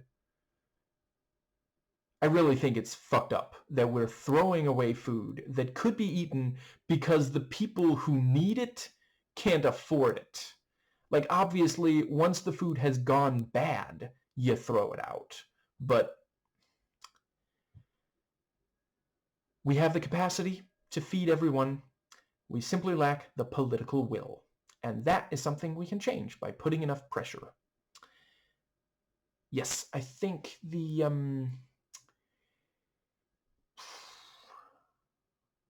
I guess I pretty much did say everything about, but yeah, very dramatic when, so let's see. I think it was Joan who ended up shooting that other council member, and let's see. Right, I took the deal. I said, just exile us, and I think, was it David who was angry over that? He thought that I should fight instead, which again goes to his, personality. I think it might have been around here where we get the flashback where they're in the batting cage. That was also really great. And I gotta say, so at first I, swung for the fences. I didn't fucking know that David was gonna take it as a fucking personal insult, So the second time I purposefully missed and said, see, I'm not perfect. And then he was still angry. Then he's like, well, don't humor me. So the third time I did, hit it out the park because I was like, okay, he's going to be fucking angry at me regardless. So, catch 22, damned if you do, damned if you don't. I did not ruin the autograph. I did not make the autograph worthless. I made that fan's day, even though it stung when he said, I'm going to sell this to make money. He's not actually, I mean, it did say the fan after, you made that the fan's day. So maybe he's just not the most sensitive. And he's a kid, like he's not thinking about how it feels as an adult to be told that you're a failure. Especially from someone that you until right then thought, oh, this is someone who like idolizes me, And yeah, afterwards, I did not tell, part of me wanted to, but I did not tell David, you're an asshole or whatever the dialogue option was. I asked him, is everything okay? You're it seems like you're picking a fight with me. Is there something, and he says he's re-enlisting. He only feels at home there, and things are not going that well between him and Kate. And I told him that he has to do what he has to do, what he feels is right, because like I wasn't trying to like draw a wedge between the two of them. I wasn't trying to ruin their relationship, but both of them expressed to me personally that they don't think that relationship is working, I did consider telling him his family needs him. I think, and again, that's a flashback that worked really well because like, and that's also something we sometimes see in non-interactive media, but we already know he ended up spending years away from his kids. He, and yeah, I have to choose between, encouraging him to leave them earlier, at least temporarily, and the yeah, and already knowing that this does, ultimately, he is there when his father dies, when our father dies. Yeah, I think the next thing was when, let's see, right, I told Kate let's see. On the walkie-talkie, I tried telling her it's too dangerous, stay away, but she didn't hear, and so she does drive up, and then, oh my god, that was such an epic way to end. I think is that the second last episode that ends with her, crashing because of the fucking Molotov cocktail. God damn that asshole. Crashing, destroying the wall, and walkers pour in. Holy shit. Like, yeah, these were originally released one episode at a time, which I also appreciate. Okay, hypothetic. Like, I 100% understand. God damn, I meant to say that in the review. I understand. If you bought these when they first came out, and some of the reviews were from back then, if you bought these one episode at a time when they first came out at full price, of course you were frustrated that the game was shorter than the other ones. You felt like you were getting ripped off, that they were phoning it in. I 100% get that. It's, I have a very different perspective. I bought all of these 90% off, and I think it is maybe the case that it was cheaper, even if it hadn't been on sale, I think it was cheaper to buy once all of them had been released by just the pack of of all of them. I could be wrong about that. Drop me a comment down below, and please correct me. I would not want to be saying, yeah. For the time being, I don't know. Maybe, maybe not. I just know there are games where that is the case. I have seen games that I was able to get for cheap because I waited until more had been. Yeah, moving on. Yeah, so and we ran there, and she wasn't in the fucking car, and oh my god. And I totally thought that was her in the, yeah. So, begrudgingly, me and David took her out, and then she showed up, and yeah, god, that was a relief. And I think that brings us to, right, I do also appreciate the fact that, Gabe was able to distract that one, New Frontier guard, that, because he was like, I saw something, you should come check it out. That, they're trusting this teenager, they are actually listening to the teenager rather than just saying, I don't, a lot of people don't respect teenagers. And I'm not saying they're always right, but if you never listen to a teenager, you cannot be surprised when they lie to you or don't come to you with their problems, even if you might want them to. But yeah, and at the same time, it's also like, well, yeah, I mean, the guy has a gun. He thinks he's going to go shoot a person. Maybe he's just looking forward to getting to shoot someone. Maybe he's not really listening to Gabe. It's a good kind of, I spent this entire game going back and forth on how I felt about New Frontier, and it changed things when I found out David was part of it, and at first I thought he was just the one leader. Then it changed again when I saw Joan power grab. I mean, clearly she is a dictator, and they don't even need to have her talk about Venezuelan oil and rare, I forget what those are called in Greenland, just yeah, until distracted by a squirrel or another thing that they want right now, even if there's a litany of reasons why they can't fucking have it. I think that brings us to the, it's right on the tip of my tongue. What was the other thing? God damn it. The, right, so we end up reunited, and yeah, I thought it worked really well the way that this last chunk, yeah, I wanted so bad for it to work out for David, but yeah, every so often he would say something or do something, and just, yeah. And, he confronts me about running away. He says, this is just like old Javi. And I'm thinking, but it was the only way, though. It was, yeah. And let's see, was it Kate or was it Javi, one of us said, "You can't do this. We are not soldiers. We are your family." Yeah, the exploration of toxic masculinity across these three games is really, really solid. First Kenny, now David. Yeah, I think that brings us to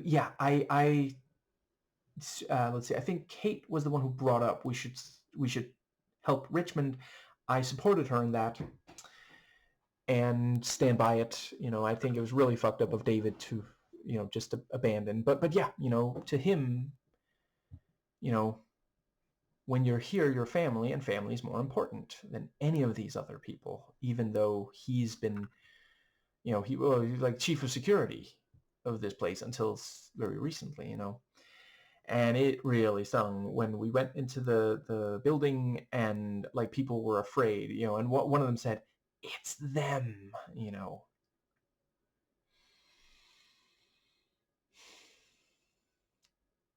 I wish I could say that I didn't understand why they said that. It was just like, oh, that's completely out of line. I mean, from their certain point of view, yeah, things were fine until we showed up. Oh my god. And right. Badger. I did indeed kill him. I think, was that the thing Jesus was judging me for, maybe? It didn't feel great, but I also just, I don't know. I'm sorry, man. The motherfucker Mariana was killed. I forget if it was him personally who fired that bullet or if it was one of his men, but he had them shoot when there was a teenage girl there. He could have just said, if you send out the teenage girl, we won't hurt her, we will shoot you, or we'll take her as recompense, or something like that. But no, they shot her in the fucking head.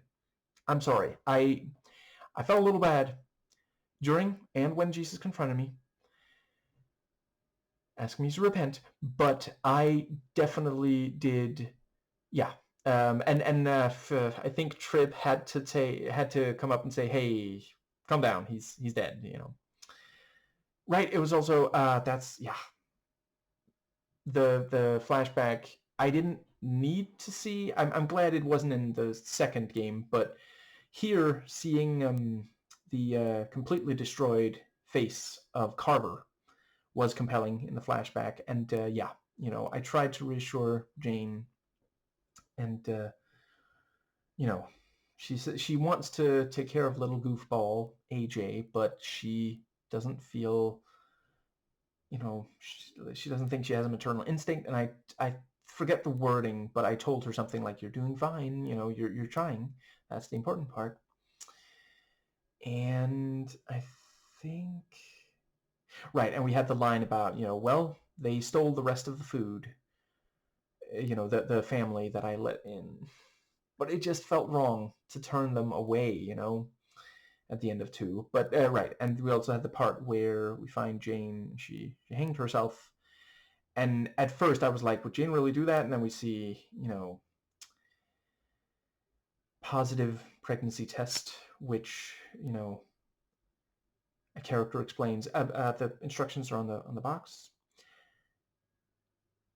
Yeah, I think that is the one case where Jane would indeed, yeah. And that again is like, well, she's been teaching Clem a lot. Clem does not want to end up, she wants to be the mother to, right. And there was a point where I was like asked, oh wait, shit, was that in the second one? Right now, I forget. I play these right after each other. I forget which, but there was a time where I had Clem tell someone, old enough to take care of AJ, something like that. Anyway, I think that brings us to, all right, wasn't it around here where there was a flashback and we were playing with pizza, we were playing dominoes. You think there's anyone out there who, when they say, oh, we played a game of dominoes, mean that they had a food fight with Domino's pizza, maybe? I forget if I've ever had it, but I have seen some people insist that it suggests that maybe that would be more appealing to do with it than eating it. But yeah, I promised Puppy that I would stop fighting David, and I kept my word. I told him over and over that I love him, and he keeps hitting, keep hitting him. And yeah, it is like, that really does express, that doesn't even stop him. Clem does by shooting,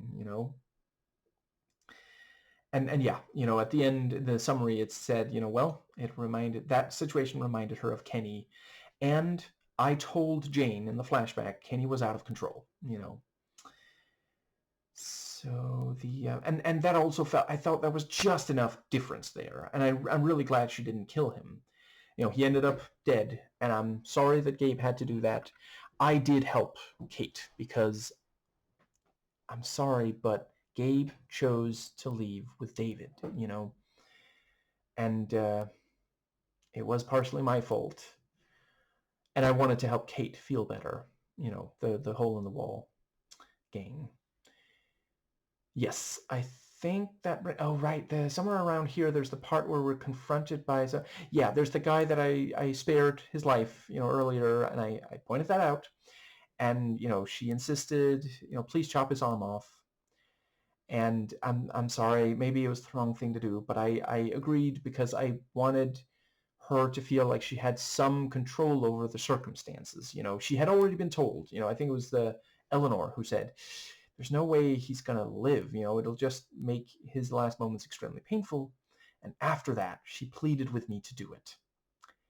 I'm sorry, at that point, I'm not saying I would do that in real life, but in the game, in this situation, in real life, I would say, no, I'm sorry, we're not doing that. You heard what the doctor said. But yeah, and then she draws the gun, and David goes too far, breaking her fucking arm. And the thing about, the guns on the floor, and it does look like she's going for it, and then the angle changes, and it's like, maybe she kind of wasn't. Maybe she was just trying to get away from David, the guy who just assaulted her, So the, yeah, and David accidentally hits Gabe, and he does apologize and say, I didn't mean to. But yeah, when all you have is a hammer, everything looks like it wants to get nailed. And yeah, so he's hitting people that he cares about, even ones that he doesn't want to. And yeah, let's see. Yeah, I told David that he has to get himself under control. It felt a little bad, but I cannot side with him against the kid that he just hit, And I did try to see if I could maybe repair their relationship when there's the rooftop, and yeah, very, very tense when the helicopter, when that starts to fail. I managed to get up. I like the thing about, where's the other half? Oh, that's where it is. And let's see, I think, yeah, I like the thing about, so at first it looks like Clem is going to go first, because like lightest to heaviest so that it doesn't fall. And then, Gabe's like, I'll do it. Because he wants to impress her, And I think, I will say, it felt a little weird. There was a point where Kate said to Javi, well, Gabe has a crush on, and Javi had like, confused face. I was like, really? Did I choose a dialogue option that made it seem like I didn't realize that? Because I thought it was extremely clear. Right. I also like the part where, let's see, I think there was something that Gabe wanted or didn't want, and Clementine realized about the crush. So she said, yeah, I think it was something like, Gabe wanted to join. He didn't want to stand guard.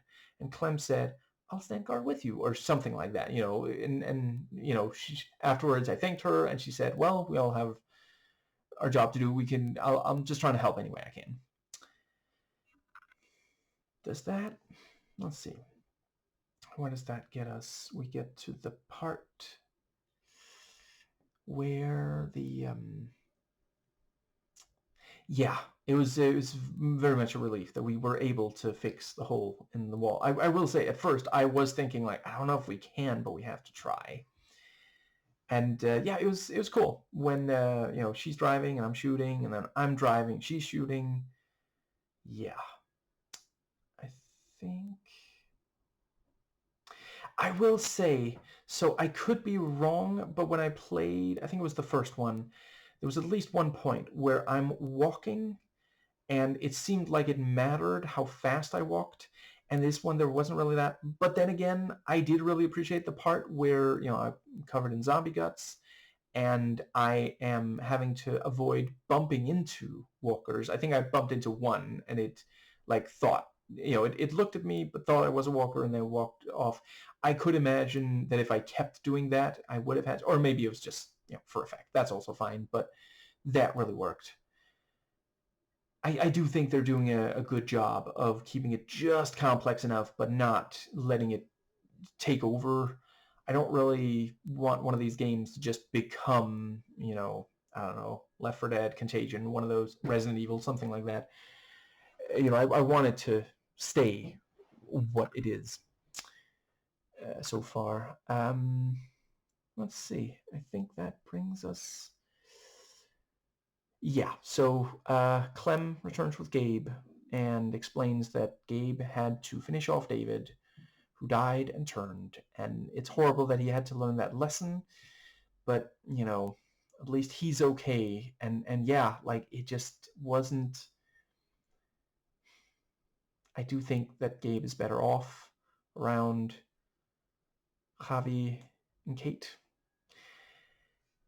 I give Clem a haircut, and that was also perhaps, it's not really a glitch, but it is, perhaps a limitation of the game engine. But yeah, it goes from her, slightly longer hair, and, we see an animation of Javi trimming, and then suddenly it's already done. It's the shorter hair, and he's still standing there trimming, and it feels like we didn't see him trim away all that, It's difficult to avoid with in-engine cutscenes like this, but yeah, and that also, I appreciated this thing of like, yeah, Clem needs her short hair. That's part of who she is, and this whole, yeah.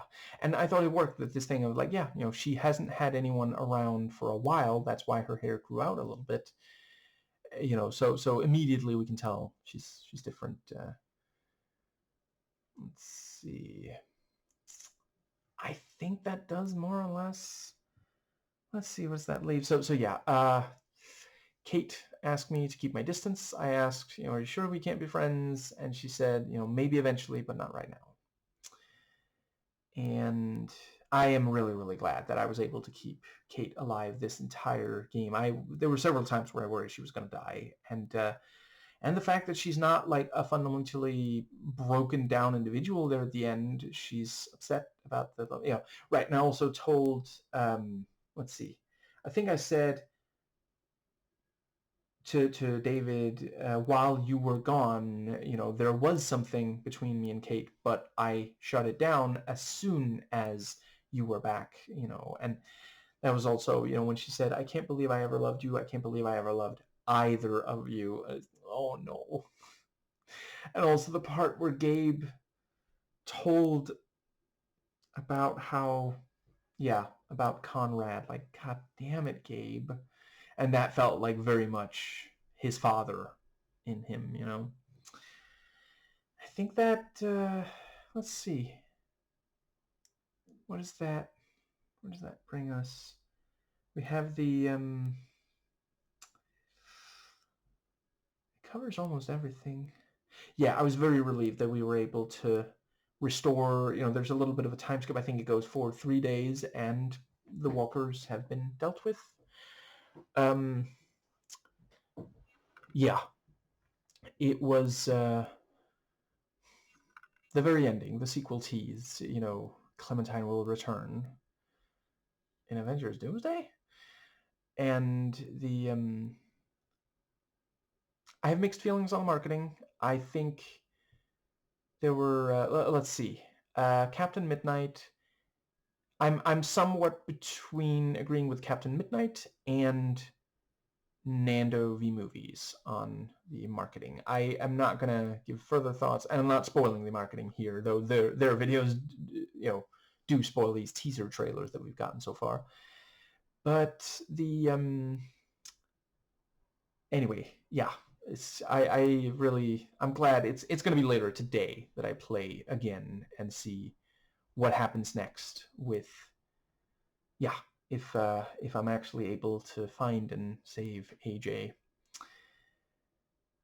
If I had to guess right now, I would think I'm probably playing as Clementine in the next one, or possibly AJ. I guess I don't know. Although with AJ, I mean, you really wouldn't be able to have very much like violence. I guess maybe it would become even more like avoidance than the second one already was.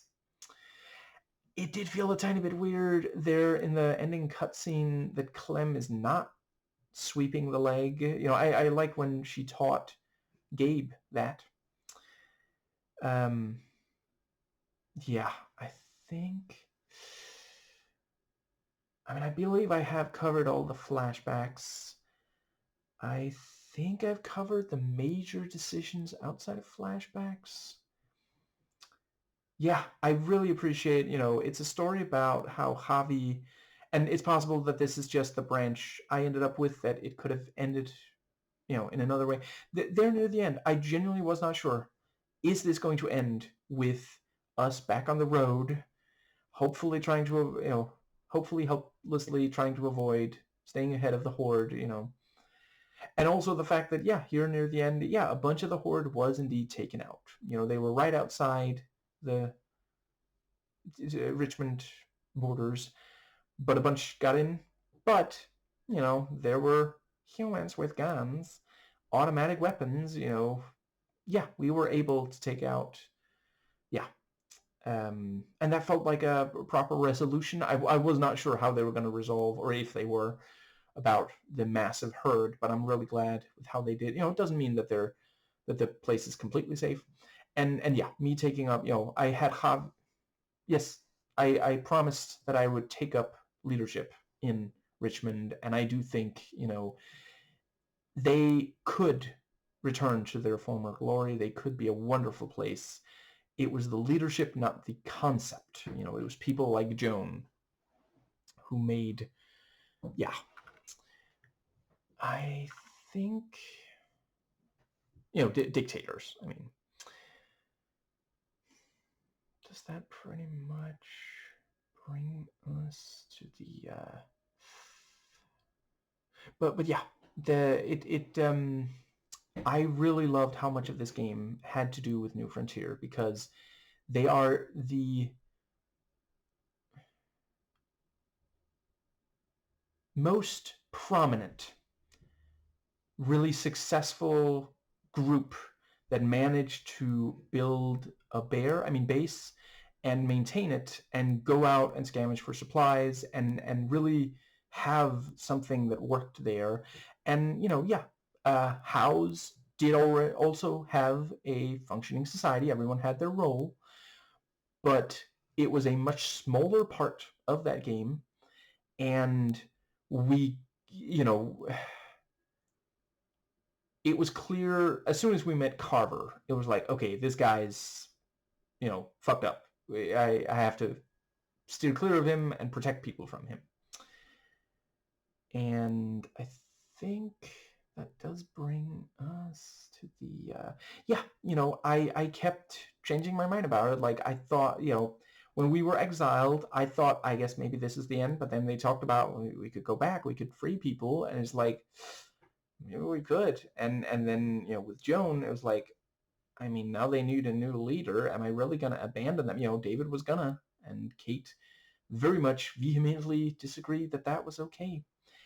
I did not join David at the edge, and apparently I was in the I think that was one of the ones where I was in the minority. I know a lot of my decisions I was in the majority, sometimes just barely.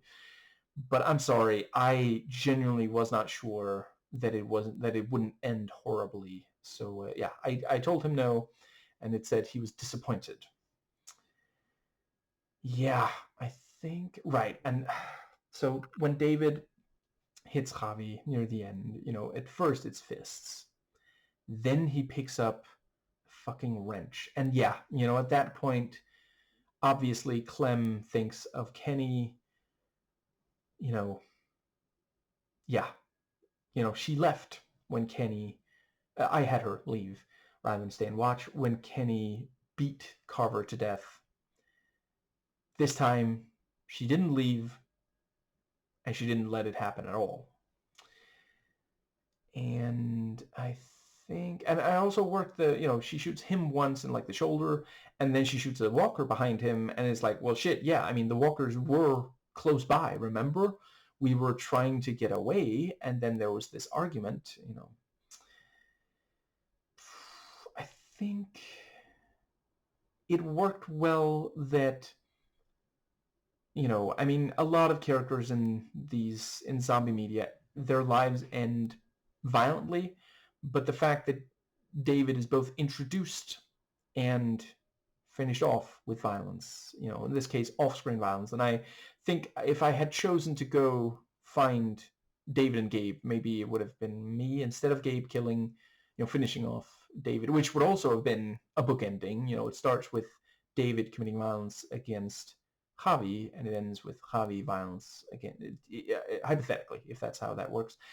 And yeah, because some people definitely understand, I suppose I understand, but I really don't approve why David hit Javi there at the start, But when someone is a walker, yeah, you do have to, yeah.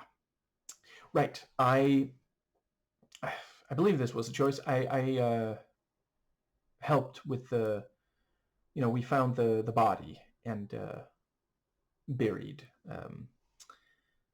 Yeah, appreciate that there's burials that are emotional in more than one of these games in this series. I think that does... Let's see. I asked Clem if she was sure that she couldn't stay, and she, insisted that she has to go find AJ. And I think I was prompted to say something after that, and then I said, I understand you. That's good. That's a good. And when she said she doesn't know if she's any good as a mother, I told her, you're doing your best, and you're, yeah, and right, and the thing about the or wait, or was that a different?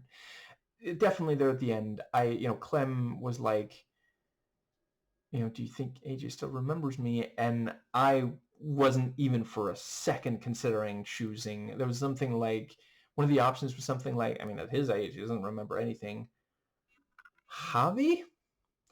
I told her, how could he possibly forget you, Clementine? I think it was, who could ever forget you, Clementine, And I think that does cover... So, yeah, the when a certain someone returned in armor, I twice had the option, and both times declined, to ask him to stay, because, like, it makes sense, and he's already done so much for us, so yeah. Instead, I let's see, I think the first thing was thanking him for his help, and then the second one was like, bro, that's cool armor. And his reaction was very, yeah. I don't know, did he think I was, like, hitting on him, maybe? Or maybe he's just a little self-conscious, but yeah. It is slightly amusing to me that, so part of the climax here is that Jesus returns on a steed with a sword and rides around killing. So, I mean, if this was the actual Jesus, and if the walkers were Jewish people, then I guess what we have here is, let's see if I get this right. I want to say there's at least one branch of Christianity. Is it maybe the Jehovah's Witnesses who envision this and hope for it? So, yeah, I forget if it's them. Maybe it's a different branch of Christianity. But I do maintain, whoever fantasizes about that. I'm sorry, that's fucked up. Please consider if maybe you should hope for something that's at least a tiny bit less morbid and yeah.